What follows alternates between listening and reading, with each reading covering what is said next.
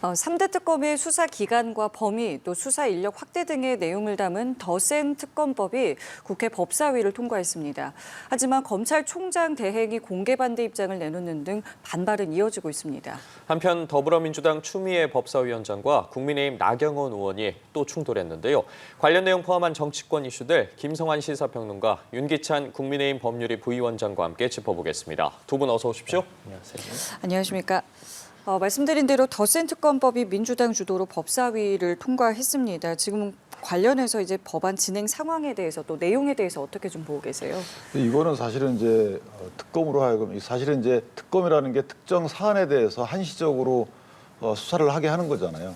그러니까 정치적 중립성을 보장하고 공정성을 담보시키는 특별검사로부터 하는 건데, 문제는 지금 특별검사에게 이런 주문하고 똑같은 거예요. 더 넓게 천천히 수사해라.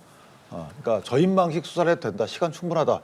왜냐하면 특검 자체가 먼저 연장이 필요하다라고 본인한테 연장권 있는 것조차 사용하지 않은 상태예요. 그런데 더 한 번 더 30일 연장할 수 있도록 연장된 법안을 통과시킨 거고, 그다음에 수사 범위도 마찬가지입니다. 이렇게 되면요, 계속 인지된 수사는 모든 걸 다 할 수 있도록 만들어 놓은 거예요. 그러니까 관련 사건만에 한해서만 인지한 사건을 수사할 수 있는 거죠. 이렇게 되면 그 뭐 국가수사본부나 검찰의 수사권을 뺏는 것과 같은 효과가 있는 것이고, 저는 개인적으로 이번 이 특검법 연장 법안, 이 법안은 민주당이 국민의 힘을 수사할 수 있도록 만든 법안이다. 따라서 이거는 국민적 권익과 상관없이 본인들의 정치적 입지를 다지기 위해서 정적인 국민의 힘을 제거하는 용의 특검 법안이기 때문에 이게 사실은 굉장히 위헌적 법안이다, 이렇게 평가합니다. 관련해서는 어떤 입장 갖고 계세요?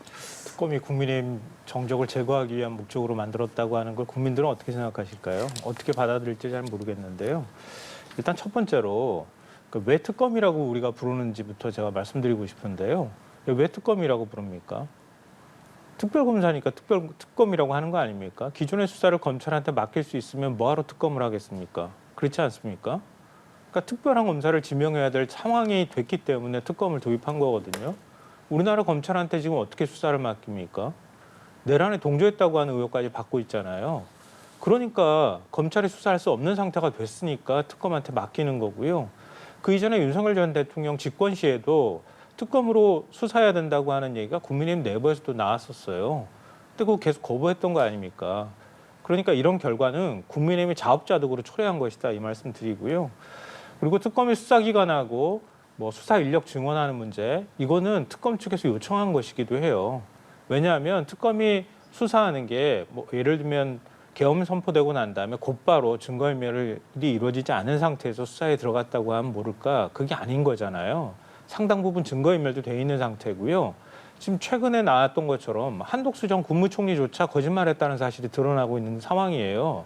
그러니까 상당수의 사람들이 말 맞추기를 했을 가능성이 굉장히 높아요. 그런 상황에서 굉장히 광범위하게 수사를 할 수밖에 없는 거예요. 왜 내란이 일어났는가 아직도 납득이 안 돼요. 국민의힘에서 납득하고 있습니까? 국민의힘도 납득을 못 하잖아요. 그리고 김건희 씨가 왜 매간매직을 했을까? 말도 안 되는 걸 받고 난 다음에 하다못해 지금 이우한 화백의 그림조차 김상민 전 검사가 준 것이다, 이런 의혹까지 받고 있잖아요. 이런 것까지 다 수사하려고 하면 수사 범위도 굉장히 광범위한 상황이기 때문에 수사 인력이 부족하다는 얘기가 나올 수밖에 없다는 거예요. 그러니까 저는 한정없이 특검이 계속 길어지는 거는 문제가 있다고 생각하지만, 지금 특검이 출범하는 과정, 또 특검이 수사하는 과정들을 볼 때 뭐 지금 연말까지 정도 아마 특검이 운영될 가능성이 있어 보이는데요. 그 정도의 수사 기간은 어쩔 수 없이 필요한 상황이다, 그런 현실적인 여건을 반영한 것이다라고 생각합니다. 제가 짧게만 말씀드리면, 이 특별검사 뭐 김성환 평론가님 말씀대로 뭐 다 좋아요. 그런 취지가 있다고 쳐요. 그런데 이 특별검사를 출범시킬 당시에 법률 제정할 때 국민의힘 의견이 전혀 안 들어갔잖아요. 그러니까 민주당이 본인들이 이 정도 기간에, 이 정도 범위에, 이 정도 혐의 사실을 넣겠다라고 해서 본인들이 다 정한 거예요. 그럼 그걸로 충분해야지 왜 더하냐, 이겁니다. 예를 들어 그 당시에 국민의힘이 굉장히 관여해가지고 범위를 줄여놨어요. 그렇기 때문에 미진하다, 이렇게 주장할 수 있는 상황이었으면 제가 납득을 하겠는데 그렇지 않은 상황이었고, 민주당 주도로 모든 걸 다 만들어놨어요. 역대 특검을 수사하는 과정에서 그 범위를 넓히고 기간을 넓힌 적이 없어요. 왜 그러냐면 특검은 한시적인 거고 그만큼 요만큼만 해야 되는 부분이고, 또 하나는 현 정국이 만약에 살아있는 권력을 상대로 하면 그런 말씀 될 수 있죠. 이게 죽은 권력이에요. 이미 정권이 바뀌어서 검찰이나 국가수사본부가 정권의 눈치를 본다 이런 상황이 상정되지 않는 상황이기 때문에 굳이 특검 수사를 연장해서 할 필요가 뭐 있느냐. 이 말은 저희 입장에서 보면 그럼 정치권과 특검이 뭔가 텔레파시가 통하나 이렇게뿐이 볼 수가 없는 거죠. 그 칼끝이 3일 연속 국내심 압수수색을 향하잖아요. 추경호 원내대표에 대해서 기간이 2024년도 5월 달부터 그때부터 수사하겠다는 거 아니겠어요? 자, 이런 식으로 저희가 볼 때 납득할 수 없는 수사기간 연장 이런 것들에 대해서 글쎄요, 말씀 주신 대로 국민적 시각이 다를 수 있겠지만 제가 보는 국민적 시각은 그와 또 다를 수 있다 이렇게 생각합니다. 짧게 좀 말씀드리면요. 계엄의 그 밤에 왜 한동훈 대표 말 안 들었습니까? 그거부터 국민의힘은 대답해야 돼요. 한동훈 전 대표가 계속 국회 오라고 본회의장으로 들어오라고 얘기를 했잖아요. 근데 국회의원들이 말 안 들었잖아요. 그 말 안 들은 그 핵심 안에 지금 추경호 전 원내대표가 있는 거 아닙니까? 그리고 추경호 전 원내대표가 국회 표결할 당시에 국회에 있었음에도 불구하고 본회의장 안 왔다고 그러잖아요. 8명 의원들과 함께. 왜 그랬습니까? 국회의원의 의무와 책무는 어디가 있습니까? 그 말씀 드리고 싶고요. 정권이 바뀌었기 때문에 이제 검찰한테 수사 맡겨야 된다는 얘기는 뒤집어서 얘기하면 검찰은 늘 정치 검찰이었다 그런 얘기나 다름이 없어요. 그리고 한동훈 전 대표가 이전에 특검만 제출했을 때 윤석열 정권 시절에요. 그때 제3자 추천한 민주당이 받겠다고 했었어요. 근데 안 받았잖아요. 그 이후에 국민의힘이. 윤석열 전 대통령이 계속 거부권 행사하지 않았습니까? 그러니까 받을 수 있는 기회가 얼마든지 있었음에도 불구하고 안 받고 난 다음에 지금 이런 상황이 결국 내란까지 터진 상황이 발생해서 그 다음에 특검하는 것을 이걸 어떻게 다 정치 특검이라고 얘기를 합니까? 자, 상황 판단에 대해서 그 당시 정치적 책임은 국민의힘이 지는 거죠. 그런데 특검이 정치적 판단에 대해서 수사하는 게 아니잖아요. 또 하나는 자, 특검이라는 게 민주당이 사실상 다 만든 거잖아요. 그런데 칼끝을 상대 정당에 겨눈다? 이게 있을 수 있는 겁니까? 이게 있을 수 없는 거예요. 민주당이 만든 특검이 국내심을 수사한다, 이거를 연장한다, 이 발상 자체가 말이 안 맞는 거죠.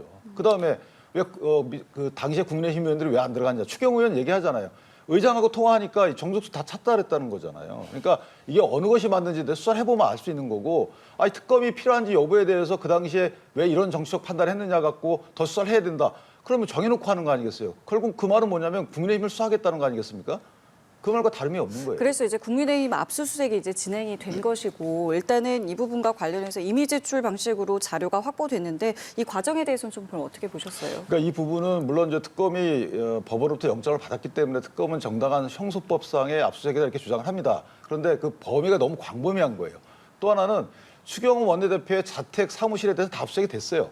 그다음에 조지현 의원에 대해서도 다 압수수색이 됐습니다. 문제는 원내대표실입니다. 현재 원내대표실과 그다음에 원내 행정국 여기에는 이미 다 지난 자료가 있을 리가 없잖아요. 그럼에도 불구하고 들어와서 컴퓨터를 포맷해 가겠다, 이미징 떠가겠다 이 말은 뭐냐면 거기에 추가적인 인지 수사에 대비한다 이런 식의 저희는 오해가 있을 수밖에 없다고 보고 자 결국 특검이 3일간의 대치 끝에 이 이미 제출 형식을 가져갔잖아요. 본인들이 주는 키워드를 저희가 넣어서 자료 추출을 하면 그걸 가져갔단 말이에요. 이 말은 뒤집어 보면 뭐냐면 불필요한 그 특검 수사 범위였다 이렇게 저희가 이해할 수밖에 없는 거예요. 이 정도로도 충분한 것을 왜 굳이 그렇게 광범위한 범위의 기간을 설정하고 많은 키워드를 설정해서 가져가려고 했느냐 이런 의미가 있는 거고 마지막으로 저희가 모든 압수수색에 대해서 항의한 것이 아니고 원내 행정국과 원내 대표실 이거였다는 걸 다시 한번 알려드립니다. 그러니까 특검의 기간이 압수수색 범위가 넓다, 기간이 넓다 이렇게 말씀하셨는데요. 윤석열 전 대통령이 계엄을 선포하겠다고 생각한 게 작년 3월부터였다고 얘기를 하고 있잖아요. 근데 나중에 알려진 사실이지만 윤 전 대통령으로부터 비상계엄을 선포하겠다는 얘기를 들었다고 하는 의원이 꽤 있다고 하는 거잖아요. 그렇지 않습니까? 이후에 드러난 사실이지만 그럼 추경호 전 원내대표는 윤 대통령하고 굉장히 가까웠어요. 그 얘기 안 들었을까요? 술 마시면서. 근데 계엄이 선포됐어요. 계엄 선포된 날 정무수석 그리고 총리 이런 사람들하고 다 통화합니다. 그때 그 엄중한 상황이었어요. 11시 무렵에 통화했거든요. 그러니까 11시 무렵이 뭐냐면 당초 계엄군이 투입되기로 약속이 됐던 시간이에요. 많은 분들이 아시겠지만 UH 헬기가 국회에 내려오는 시각이 11시였어요. 그런데 수방사의 작전사령관인가요? 작전 담당하고 있는 대령이 그쪽에 국회 쪽에 영에 진입을 못하게 한 40분 정도 지연시켰던 것 때문에 11시 40분에 계엄군이 들어갈 수 있었던 거예요.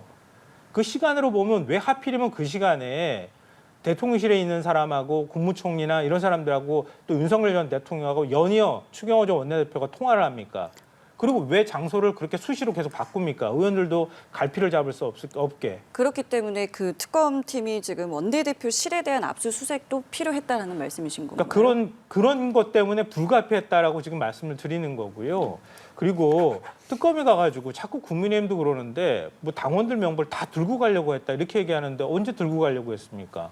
가서 확인하려고 했던 거지. 그 변호인이 가서 입회하에 지금 이번에도 그렇잖아요. 최소한의 범위 내에서 이미 제출했다고 얘기하는데 키워드 넣고 난 다음에 그 키워드와 관련돼 있는 자료가 있는지 없는지 여부를 확인했다는 거잖아요. 알겠습니다. 그것조차도 지금 협조를 제대로 안 했던 예. 거잖아요. 평론가님 잘 모르시는데 만약에 검찰이 경찰을 압수수색을 해요. 그럼 비슷한 방식으로 해요. 컴퓨터를 다 이미징해서 가져가는 게 아니고 키워드 넣어서 검색을 하는데 그때 경찰 다 입회합니다. 같은 방식으로 해요. 그러니까 이건 뭐냐면 압수수색을 당하는 그 기관이 어느 정도 이 문제 제기하느냐에 따라서 이 압수수색 집행 방법이 달라지는 거예요. 그리고 원칙은 자료를 제출받는 것이 원칙이지 이걸 강제적으로 하는 것이 원칙이 아니잖아요. 그러니까 형사법에 있는 내용이고. 알겠습니다. 그러니까 하나 비교될 만한 사례 하나만 짧게 자, 말씀드리면 또 하나 제가 이재명 먼저 미리 대통령 말씀을 드릴게요. 이재명 대통령 그다음에 추경호 원내대표 핸드폰 다 압수수색 당했어요. 그러면 충분하지. 왜 원내 행정국과 대표실은 왜 압수수색합니까? 지금 이 시국에? 이거는 오해를 살 만한 충분한 이유가 되는 거고 만약에 그럼 그 당시에 민주당 11명 안 가신 분 있잖아요. 계엄 해제 요구 결의안 할 때 그분들 다 압수수색해야 되는 거죠. 예? 알고 안 갔나? 자, 이런 식의 추정 끝에 압수수색 범위를 넓혀가게 되면 대한민국의 300명 국회의원 전부 다 압수수색 대상이 되는 거예요. 이렇게 수사를 하면 안 된다는 의미로 국민의힘에서 항의를 하는 거예요. 아주 짧게만 말씀드리면요. 그러니까 국민의힘이 조직적으로 움직였기 때문에 압수수색 대상이 된다는 말씀 드리고요. 개별적으로 의원이 불가피하게 못 오는 경우까지 그걸 똑같이 비유하면 안 되고요. 저는 야당이 이런 부분에 대해서 들어와서 압수수색해서 다 가지고 가십시오. 뭐 이런 식의 태도를 보이기는 어렵다고 생각해요. 근데 다만 이재명 대통령하고 비유하면은요. 경기도지사 그만두고 결국 민주당 당대표를 하던 시절에도 검찰이 가가지고 경기도지사실 한 달 동안 상주하면서 털었어요. 그럼 그건 어떻게 할 겁니까? 임기 다 끝나고 가버렸는데 경기도지사실은 가가지고 뭐하러 그렇게 압수수색을 합니까? 김동연 지사가 예. 반대했어야죠. 반대했잖아요. 아니, 김동연 지사 알겠습니다. 막았어야죠. 그럼 상주를 지금 왜 여기서 허용합니까? 이제 국민의힘의 반응도 함께 살펴보도록 하겠습니다. 예, 국민의힘 압수수색에 협조는 했는데 사실 어제 오전까지만 해도 대여 강경 투쟁이 이어졌는데요. 장동혁 대표의 발언 준비해봤습니다. 듣고 두 분께 의견 더 들어보도록 하겠습니다. 모래 위에 쌓아 올린 정치 특검의 수사는 결국 이재명 정권의 목을 베는 칼날이 될 것입니다. 이재명 정권을 무너뜨리기 위해서 여러분 목숨 걸고 진격합시다. 앞서 장동혁 대표의 대여 강경 투쟁 발언을 듣고 왔습니다. 지금 어쨌든 장동혁 대표 같은 경우에 계속해서 단일 대우를 강조하고 있는데 이런 부분들이 결국에는 정부와 좀 여당의 태도 변화를 이끌어낼 수 있을 거라고 보십니까? 저는 정부와 여당의 뭐 대통령의 생각은 모르겠어요. 그런데 최소한 그 정청래 대표 측 지도부 입장은 국민의힘을 파트너로 생각하지는 않고 절멸의 대상으로 생각한다. 그러니까 정치 세력을 인정하지 않고 없애려는 움직임이 저는 고착화되어 있다고 보고 아마 장동혁 대표도 그렇게 판단한 것 같습니다. 그래서 이것은 싸워내야 될 대상인 것이지 그래야 생존이 가능한 것이지 대화를 통해서 할 수 있는 상대방이 아니다 이제는. 그러니까 상대방이 국민의힘이 그렇게 여기고 있다는 거죠. 그래서 특검 부분도 아까 말씀드렸지만 그런 연장선상이기 때문에 이제는 그런 차원의 전략을 세우고 그 전략을 실행해 나가지 않을까 이렇게 생각합니다. 예. 왜 민주당에서 그런 반응을 보이는지도 한번 좀 생각해 봤으면 좋겠어요. 그러니까 내란 계엄에 대해서 국민의힘의 여전히 입장이 바뀌지 않았잖아요. 뭐 국민의힘에서는 계속 이렇게 자극하거나 하면 보수층이 결집할 거다 이렇게 생각하시는 모양인데요. 그게 쉽지 않을 겁니다. 국민의 입장에서 내란 문제를 털지 않고 어떻게 국민들한테 지지를 받을 수 있겠습니까? 결국 이 길로 가게 되면 점점점 여야 관계가 더 나빠질 수밖에 없는데요. 좀 거울상처럼 서로 간에 막 손가락질은 좀 하지 않았으면 좋겠고요. 여당에서도 계속 대화 노력은 지속해야 된다 이렇게 생각합니다. 알겠습니다. 자, 주제를 바꿔보겠습니다. 조국혁신당의 강미정 대변인이 당내에 있었던 성비위 사건 처리와 또 2차 가해를 규탄하면서 탈당을 선언했는데요. 강 대변인의 발언 함께 들어보시죠. 8월 15일 전과 후에 당도 입장에 변화가 없었고 조국 전 대표께도 여타 다른 입장은 듣지 못했습니다. 말씀하시지 않는 이 침묵도 제가 해석해야 될 메시지라고 생각을 합니다.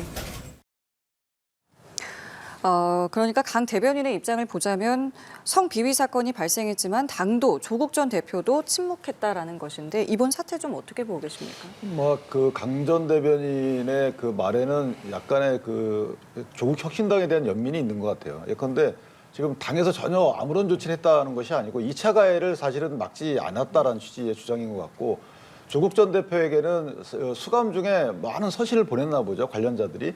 그래서 조국 대표도 이렇게 얘기를 합니다.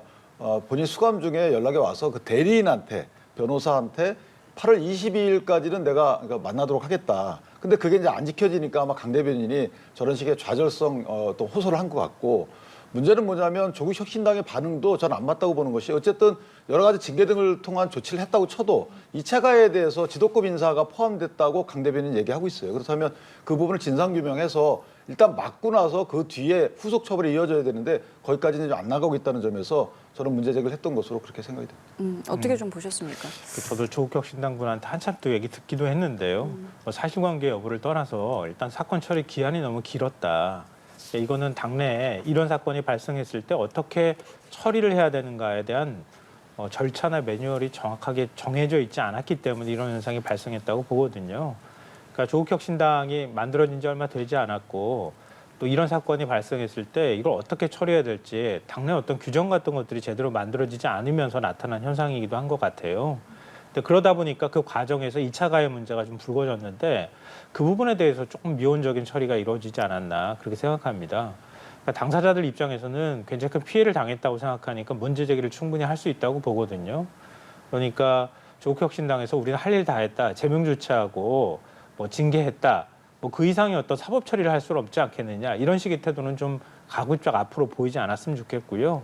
어떤 방식으로도 이런 문제가 발생했을 때 당은 최선을 다해서 이런 문제를 처리하는 모습을 보이는 게 맞다고 생각합니다.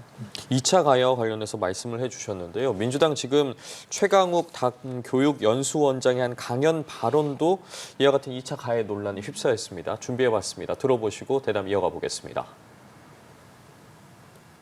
당선이 아니면 모르는 거 아니에요. 저 말이 맞는 것 같아. 이건 아니죠. 그건 자기 생각이 아니잖아요. 그 개돼지의 생각이지. 또 조국을 감옥에다 넣어놓고 그 사소한 문제로 찍고받고 싸우는데, 최 연수원장 같은 경우에 특정인을 염두에 둔 것이 아니고 폄훼할 생각도 없었다라면서 사과를 하고 어쨌든 당의 조사에 성실히 임하고 판단을 기다리겠다라고 이야기를 했습니다. 어떻게 좀 발언 들으셨고 앞으로 어떻게 정리될 거라고 보세요? 저는 최강욱 씨는 정계 은퇴해야 된다고 봐요. 저 말에 상당히 많은 부분이 들어있는데 공개적인 자리에서 한 거잖아요. 강연에서 한 겁니다. 그러니까 조국혁신당의 아마 정치아카데미라는 곳에서 강연 과정에 나온 얘기인데 저기 안에 많은 문제가 있어요. 첫 번째는 그 해당 피해자에게 공감을 표시하거나 공감적 입장에 쓴 사람들을 개돼지라고 표현했어요. 이건 주관적인 어떤 본인의 의사 형성이 아니고 그냥 끌려다닌 거다. 그런 정말 이거 뭐 표현하기 어려운 그런 얘기를 하나 한 것이고, 또 하나는 해당 피해자들의 피해를 사소한 문제로 치부했어요. 그리고 최소한 뭐 한동훈과 관련된 그 처남 관련된 이 정도에 이르러야지만 이게 문제거리가 될 수 있는 거 아니냐, 이런 식의 말도 안 되는, 도대체 이거 시대착오적이라고 보기도 어려운 이런 인식을 여과없이 드러냈거든요. 저거 사과한다고 될 일은 아닌 것 같고요. 저 부분은 오히려 본인이 좋아하는 사람을 에게 피해가 되는 사실관계에 대해서 저렇게 매도하는 거잖아요. 근데 거꾸로 얘기를 하고 있더라고요. 그러니까 저분은 저게 세 가지, 네 가지 면에서 더는 공인으로서 자격이 없다. 저는 뭐 교육연수원장의 직을 그만두는 거는 민주당이 알아서 할 일이지만 저는 사실 정치의 은퇴가 필요한 분이 아닌가 개인적으로 봅니다. 정청래 대표도 어쨌든 즉시 윤리감찰단에 긴급 진상조사를 지시했는데 언급해 주신 것처럼 국민의힘에서는 지금 해임하고 징계해야 된다라고 주장하고 있지 않겠습니까? 어떻게 좀 해결될 문제라고 보십니까? 정청래 대표도 문제가 심각해질 수 있다고 판단하니까 윤리감찰단에 조사를 의뢰하지 않았겠습니까? 그러니까 그 부분에 대한 결과를 좀 지켜보면 어떨까 싶고요. 최강욱 전 의원이 왜 저런 식의 얘기를 했는지는 이해가 될 것 같아요. 왜냐하면 조국 전 대표가 감옥에 가 있는 상황에서 당이 분란에 입사하는 게 이게 맞느냐 뭐 이런 취지로 얘기한 것 같은데요. 발언은 매우 부적절하다고 생각합니다. 정치는 말로 하는 거라고 얘기하잖아요. 그러니까 말이 정확하게 전달이 안 되거나 말이 곡해되거나 말이 거칠게 다른 사람들한테 상처를 주는 방식으로 나가게 되면 정치인의 자격이 없다는 비판을 들을 수밖에 없는 겁니다. 그러니까 최강욱 전 의원은 이전에도 논란에 설화 휩싸여서 당원권 자격 정지 6개월을 징계를 받은 적이 있었단 말이에요. 그런데 자꾸 자기 본래 진심은 이게 아니었다고 얘기를 하면서 굉장히 거친 말들이 계속 나온단 말이에요. 그러니까 이런 일들이 다시 반복되지 않도록 하는 게 매우 중요하다. 뭐 본인 스스로도 이번에 한번 돌아봤으면 좋겠고요. 물론 이제 사과도 하긴 했지만 민주당 차원에서도 이번 문제를 좀 심각하게 바라보고 조사해서 문제가 있다고 판단되면 뭐 징계든 그 어떤 것들이든 결과를 내놔야 된다고 생각합니다. 알겠습니다. 자, 그리고 어제 이제 국회 법사위에서는 추미애 법사위원장과 나경원 의원의 공방이 또 있었습니다. 그간의 공방을 모아봤는데요. 이 내용 함께 보시고 대담 이어가겠습니다.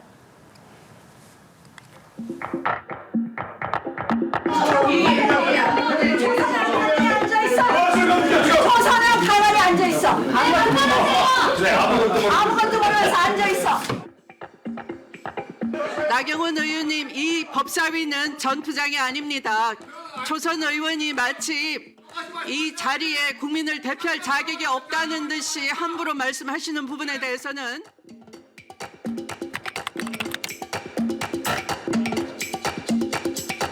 오선식이나 되시면서 신상 발언과 공청회 관련한 주제를 벗어났다는 걸 구분도 못하십니까?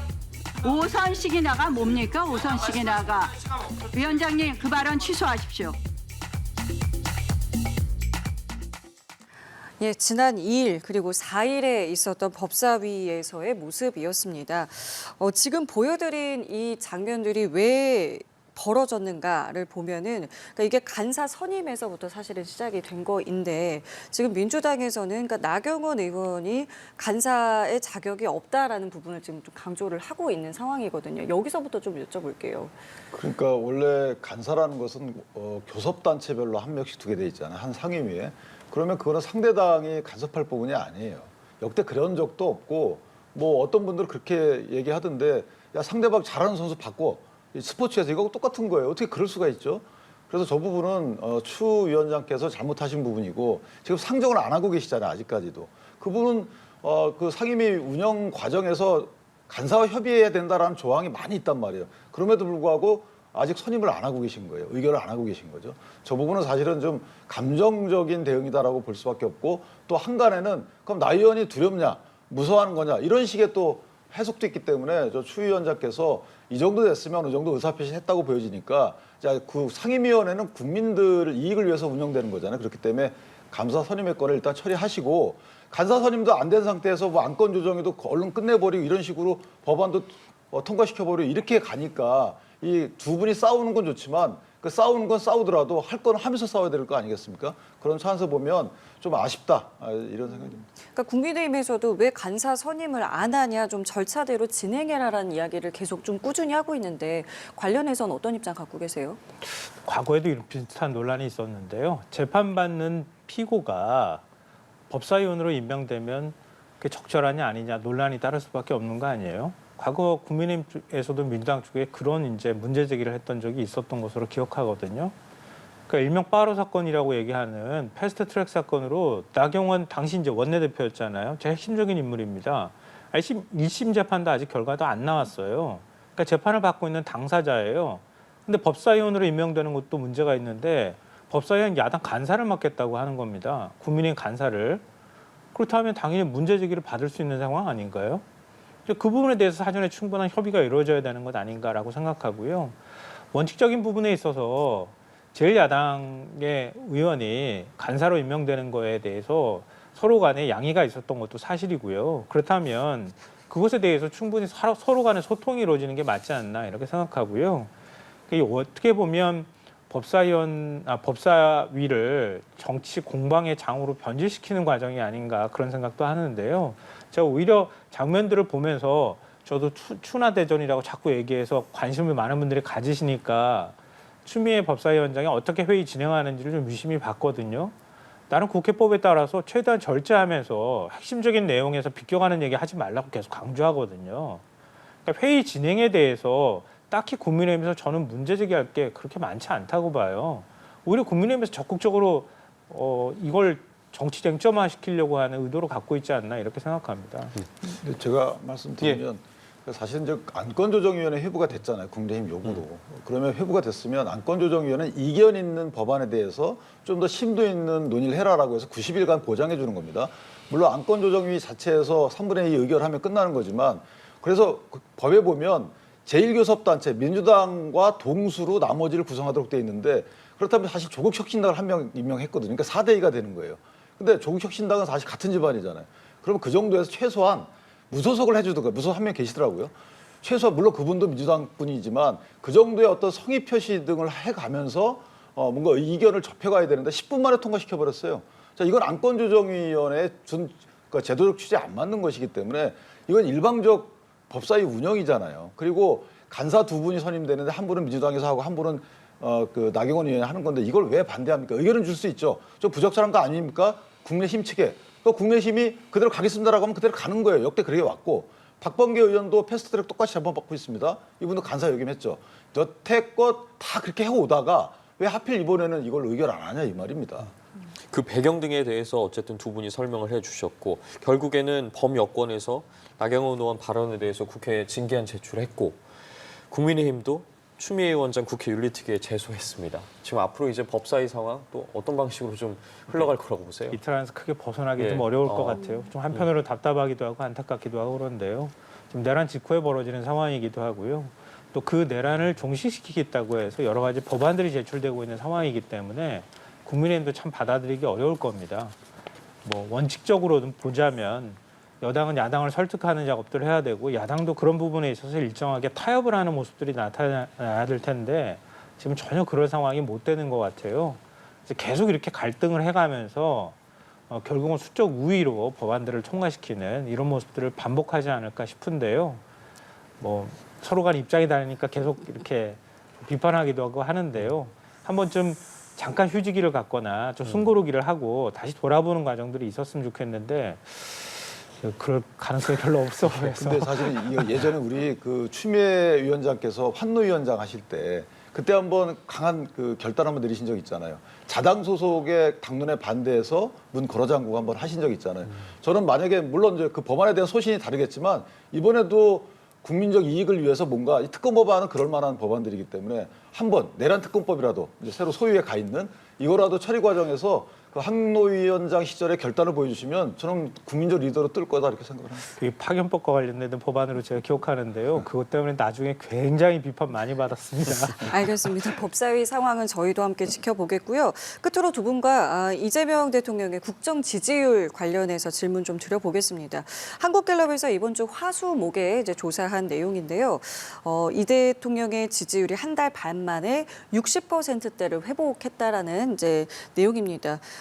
관련해서 좀 어떤 변화 같은 것들이 좀 작용이 됐다고 좀 생각을 하세요? 저는 외교 문제도 있는 것 같고요. 또 하나는 이재명 대통령이 당을 추스리려고 그러니까 다스린다기보다는 당의 일방 독주를 약간 워워하는 자제시키는 듯한 이런 그 언행이나 행동들이 나오거든요. 그 진심인지는 아직 모르겠습니다. 제가 봐야 되겠지만 어쨌든 당의 입법 독주나 여러 가지 독주에 대해서 그렇게 하지 말아라는 이런 언행이 국민께 공표되는 이 과정들이 국민한테는 지도자로서의 어떤 그 신뢰를 회복시켜주는 계기가 됐다라고 보는데 자 이런 두 당정 간의 엇박자가 실제로 뭔가 브레이크가 걸리지 않는 그러니까 대통령의 저런 언행들이 실제 성과로 이어지지 않는다면 나중에 국민이 대통령의 저런 언행에 대해서 평가를 달리할 수도 있어요. 저건 진정성이 없다라고.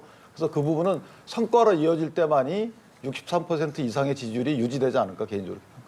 다음 주에 이제 이재명 대통령 기자회견도 있겠고요. 이제 성과도 말씀을 하셨고요. 지금 국민들이 많은 것들을 좀 지켜보고 있는데 어떤 부분들이 이런 지금 지지율에 가장 큰 영향을 준다고 생각하세요? 일단 크게는 이재명 대통령의 태도를 국민들은 지켜보고 있다고 생각해요.